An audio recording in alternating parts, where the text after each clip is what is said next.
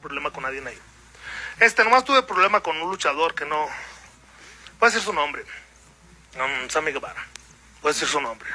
Problema con él de que no sé, que entró al vestidor, de que le pegaba muy recio. Pues sí es lucha. Lucha libre. Que le pegaba muy recio y que lo golpeé mucho y de que estaba molesto con él. No, pues es lucha libre.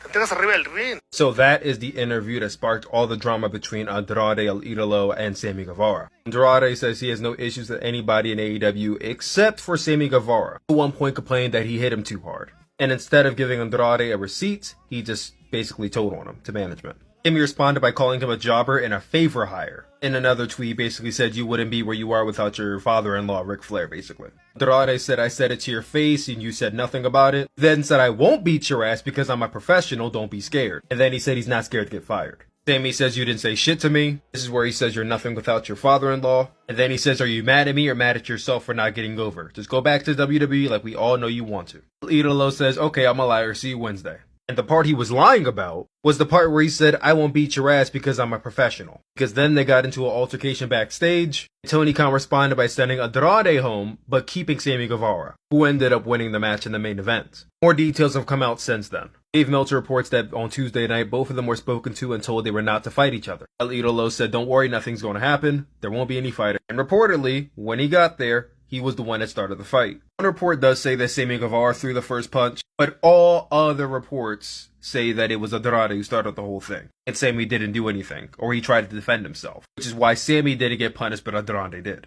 Now here's my thoughts on everything. First of all, nobody looks good in this situation. You could say, oh, Andrade was just trying to handle shit, but he looks like the aggressor in this whole situation. And if he did start the fight, then he is the aggressor. And he deserved to get sent home. This is like the second or third time Sammy's been involved in some drama, which is just not a good look for him entirely. He just had a backstage brawl between the Elite and CM Punk. Everybody that got involved in that got sent home. CM Punk and the Elite are still suspended. That was only a month ago. So it don't look good on Tony Khan either, because why are backstage fights breaking out so often in your company? What are you doing? What are you not doing? Personally, I would have sent Sammy home too, because if you send everybody home from that situation, you got to send everybody home in this situation too. The fact that Sammy got to stay and get the win does not make any sense to me at all. It reeks of favoritism. I'll come to Sammy's aid here. I don't think Sammy was wrong for coming to Andrade about him being stiffed. Oh, they should take it up in the ring. Professional thing to do is to go up to the guy and say, hey, I don't like the way you did this. Can we not do this? Sammy did that, and Andrade said stop being a pussy, and that's what led to this whole thing. Andrade brought this whole thing up.